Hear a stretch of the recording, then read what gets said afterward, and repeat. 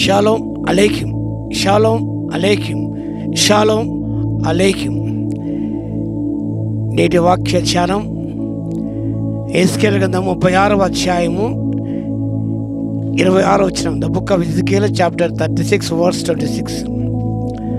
నూతన హృదయం మీకు ఇచ్చేదను, నూతన స్వభావం మీకు కలుగజేసేదను, రాతి గుండె మీలోండి తీసివేసి మాంసపు గుండెను మీకు ఇచ్చేదను. ఎ న్యూ హార్ట్. లేఖన భాగాన్ని ఒకసారి అధ్యయనం చేద్దాం మనం. యెహెజ్కేలు ప్రవక్త ఇశ్రాయేలు ప్రజల యొక్క ఆత్మీయ స్థితిగతులుగా బేరీ వేశాడు.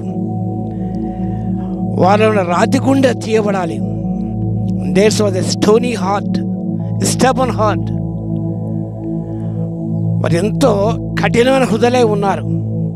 బండ కంటే జటిలమైన మనసు కలిగిన వారే ఉన్నారు. హార్డ్నెస్ వాళ్ళలో ఉన్నది. వాళ్ళు ఎలాంటి చలనం లేదు. ఏది జరిగినా కూడా వాళ్ళు దాన్ని తేలిగ్గా తీసుకుంటున్నారు. They not feeling ashamed of their abnormal disturbed activities. ఏమాత్రం వారికి చేస్తున్నది తప్పని వారికి తెలియదు. ఎందుకనగా వారిలో ఆ యొక్క రాతి గుండె ఉండేది కాబట్టి. అందుకే అంటున్న దేవదేవుడు ఏమనగా, నూతన హృదయం మీకు ఇస్తాను. I will give a new heart, a new mind, a new soul, a new spirit. నూతన హృదయాన్ని మీకు ఇస్తాను. మీలో ఉన్న ఆ రాతి గుండెను తీసివేసి మాంసం గుండెని ఇస్తాను. I will give a heart of flesh. రాతి గుండెకు బదులుగా ఆయన మాంసపు గుండెనిస్తాడు. అనగా శరీరంతో మనం ఉన్నప్పుడు, ముద్దుబారి పోకుండా ఉన్నప్పుడు మనం ఫీల్ అవుతాం. యాక్సిడెంట్ జరిగితే, ఎవరికైనా జరిగితే మనం బాధపడుతున్నాం. Because your flesh and blood. రక్త మాంసం ఉన్నా కాబట్టి మనకు ఆ ఫీలింగ్స్ మనకుంటాయి, బాధపడతాం. ఈ స్టోనీ హార్ట్ ఉన్న వారు, రాతిగుండే వారికి ఎలాంటి కూడా వాళ్ళు చేస్తూ తప్పైనా కూడా కఠినంగా ఉంటారు. చాలా కఠిన చిత్తులుగా ఉంటారు. రాయికైనా చెమట పడుతుందేమో కానీ వారికి చెమట పట్టదు. అంత కఠిన హృదయాలు ఉంటారు. రాతిగుండలో వాక్యం ఎంత వేసినా కూడా, రాతి నీళ్ళలో వాక్యపు విత్తనాలు విత్తినా అవి ఫలించదు. ఎందుకంటే స్టోనీ హార్ట్ కాబట్టి. యేసే అంటున్నాడు, దేవదేవుడు అంటున్నాడు, మీరు రాతిగుండ తీసివేస్తాను, నూతన హృదయాన్ని మీకు ఇస్తాను, నూతన స్వభావం మీకు ఇస్తాను. నూతన స్వభావం, డిస్పోజిషన్ ఆఫ్ మైండ్. నూతనమైన స్వభావం, ప్రాచీన స్వభావం కాదు, నూతన స్వభావం మీకు ఇస్తాను. అంత మాత్రమే కాదు, నా ఆత్మను మీద ఉంచుతాను. కాబట్టి రాతి గుండె తీసివేసి మాంసగుండె ఇచ్చి, నూతన హృదయాన్ని ఇచ్చి, నూతన స్వభావాన్ని ఇచ్చి, అంత మాత్రమే కాకుండా తన ఆత్మను మనలో ఉంచుతాడు. 23వ వచనం గమనించినప్పుడు, శుద్ధ జలము చల్లుదును. దేవుని ఆత్మ ద్వారా మనం నిజముగా ప్రక్షాళన చేయబడతాం, పరిశుద్ధపరచబడతాం. కాబట్టి నేను హృదయం ఎత్తుగా ఉన్నది. ఇది స్టోనీ హార్ట్, రాతి హృదయమా? నేను ప్రాచీన స్వభావం ఉన్నదా? ఆ ప్రాచీన స్వభావం తీసివేసి నూతన స్వభావాన్ని ఇస్తాడు, నూతన హృదయాన్ని ఇస్తాడు, ప్రభునేరే హృదయాన్ని ఇస్తాడు. ఎందుకనగా ఆయన ధర్మ విధులు నీ హృదయం అనే పలక మీద రాయబడాలి. నా ధర్మ విధులను వారు హృదయం రాస్తాను. నేను మాంసగుణం అయితే రాయబడుతుంది. రాతిగుణం చాలా కష్టం.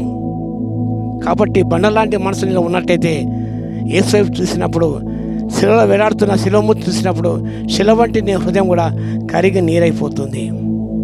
ప్రభు నూతన హృదయ, నూతన స్వభావాన్ని, నూతన ఆత్మను నేను ఉంచి, నీ జీవితంలో పవిత్రపరిచి నీ గొప్ప సాక్షాత్తుగా వాడుకుంటాడు. నీ స్థితిగతులు ఎదుగుతూ ఒక్కసారి జ్ఞాపకం చేసుకుని ప్రభు చెంత దగ్గర నీకోసం, నీ పాపాల కోసం శిలువలో వేలాడి వేస్తారు. ఒక్కసారి చూడు, హృదయం కరిగిపోతుంది. మంచి పాట ఉన్నది. సిలువను చూచు కొలది శిల సమానమైన మనసు, సిలువను చూచు కొలది శిల సమానమైన మనసు, నలిగి కరిగి నీరగుచున్ రా, నలిగి కరిగి నీరగుతున్నది రా, నీ సిలువే నాశరా నాయనురా. శిలువలో వేలాడు శిలవము తీస్తూ చూస్తూ ఉన్నప్పుడు నిజంగా శిలవ వంటి మనసు కరిగి నీరైపోతుంది.